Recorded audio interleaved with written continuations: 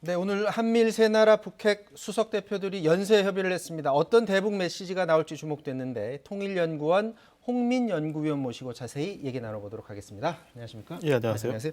오늘 그 한미 수석 대표 협의 그리고 한미일 북핵 협의가 있었다고 하고요. 또 오후에 한일 협의가 끝났나요 지금? 예, 예. 지금 오늘의 모임은 어떤 의미가 있다고 보십니까? 예, 뭐 일단 그 북한이 8기 3차 당 전원회의죠. 이 전원회의가 끝나는 지점에 어떻든 방안이 일정이 이루어졌고 네. 또 한미일이 만나는 어떤 모양새가 이루어졌습니다. 그래서 결과적으로는 전원회의에서 북한이 제시한 대미 메시지에 한미일이 과연 어떤 이제 반응을 보일지, 특히 이제 미국 대표가 어떻게 반응을 보일지가 가장 이제 관심사였죠. 네.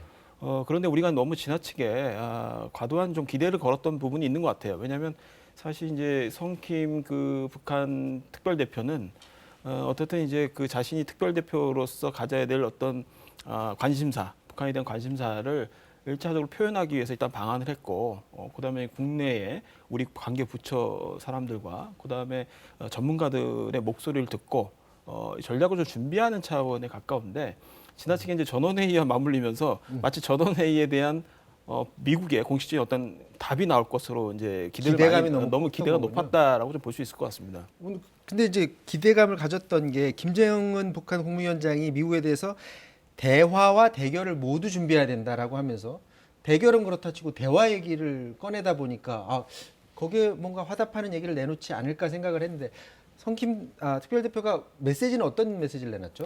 예, 뭐 거의 원론적 수준의 원론이에요. 답을 했습니다. 그러니까 뭐 북한이 대화와 대결 다 준비돼 있고 특히 이제 대화 쪽에 무게를 둔 메시지였죠. 왜냐하면 기존에 북한이 줄기차게 완강하게 주장해왔던 대북 적대시 정책 철회해달라.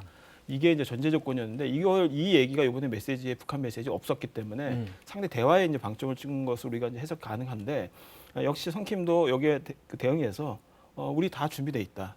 그렇기 때문에 대화와 대결 다 준비돼 있고 우리가 지금 만나자고 접촉 요구한 것에 대해서 답을 기다리고 있다. 회신을 기다리고 있다는 답을 이렇게 발언했는데요. 어떻든 좀 우리가 좀 생각해봐야 될 거는 북측이 내놓은 메시지는 총비서 김정은 총비서가 내놓은 발언입니다.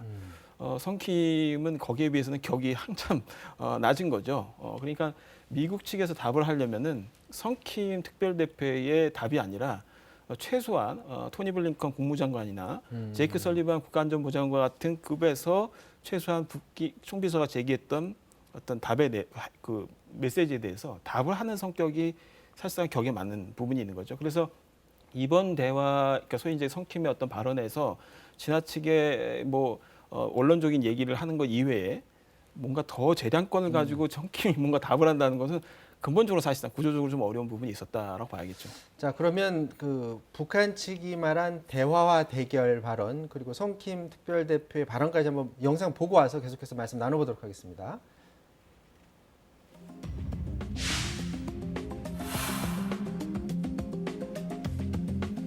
평화적 환경과 국가의 안전을 믿음직하게 담보하자면 대화에도 대결에도 다 준비되어 있어야 하며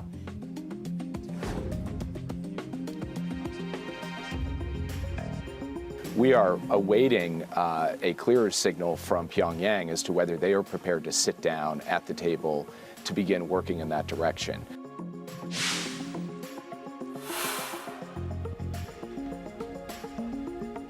I mean, obviously, we have a strong shared commitment to seeking the complete denuclearization of the Korean Peninsula through diplomacy and dialogue. We will be prepared for either. In fact, as you know, we are still waiting to hear back from Pyongyang on our proposal for a meeting.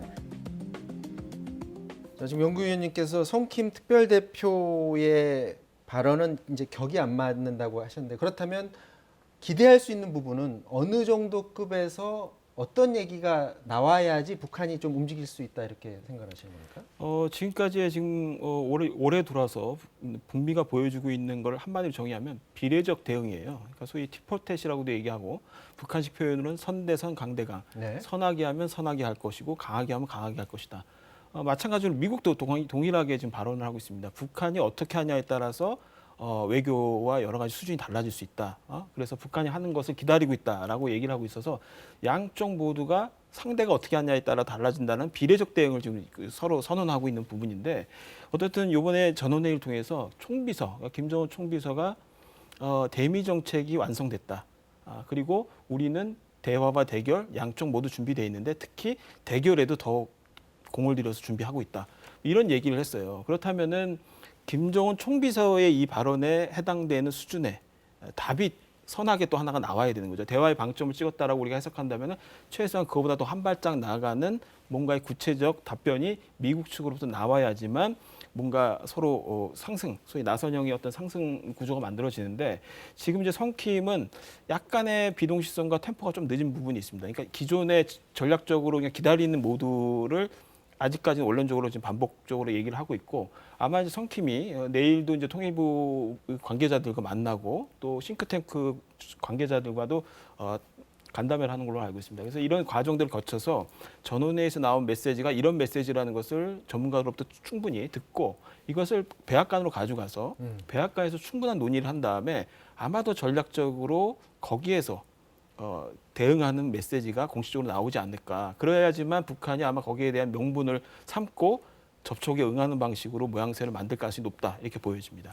요즘 보면 이제 북한이 식량난 겪고 있다고 하고 요즘 뭐 북한 방송 같은 데서 보면은 장마에 잘 대비를 해야 된다라고 하는 실제로 지금 북한 식량난이 좀 심각한 상황입니까? 예, 이제 심각하다는 징후가 굉장히 많이 나타났고요. 특히 이제 이게 이제 오늘 내일의 문제가 아니라 지난해 연속적으로 태풍 피해를 계속적으로 겪었습니다. 그러고 네. 나서 8, 9월에 정치국 회의를 하면서 식량 문제가 상당히 위태롭다. 그리고 계획한 경제 실적도 상당 미진하다라는 시인을 했습니다. 이제 그 연속선상에서 올해 당전원회 얼마 전에 있었던 당 전원회에서조차도 식량 문제의 시급성들을 굉장히 언급을 했고 여기에 대한 특별 명령서까지 김정은 위원장이 조치를 취했습니다.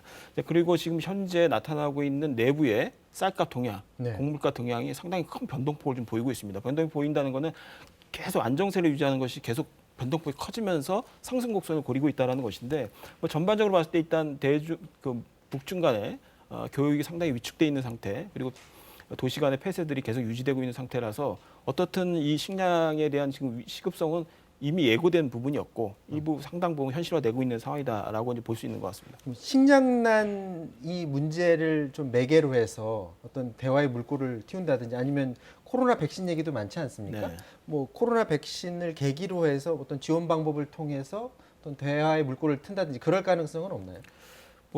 좀 가능성이 낮다고 보는데요. 그 이유는 뭐냐면 북한이 최소한 2019년 하노이 북미 정상회담 이후에 최소 2년 반 이상의 그 전략적 모드가 뭐냐면 어떻든 미국으로부터 확실한 셈법 변화, 계산법 변화 그리고 대북적 대시 정책을 처리하겠다라는 약속을 먼저 받아내는 것을 우선적으로 문턱으로 삼고 있기 때문에 사실 그거보다는 상당히 지엽적인 문제인 백신이나 식량 문제를 가지고 먼저 고개를 숙이고 협력을 요청하거나 지원을 받는 방식으로 관계를 물꼬를 트지는 않을 것이다라고 일단 볼 수 있고요.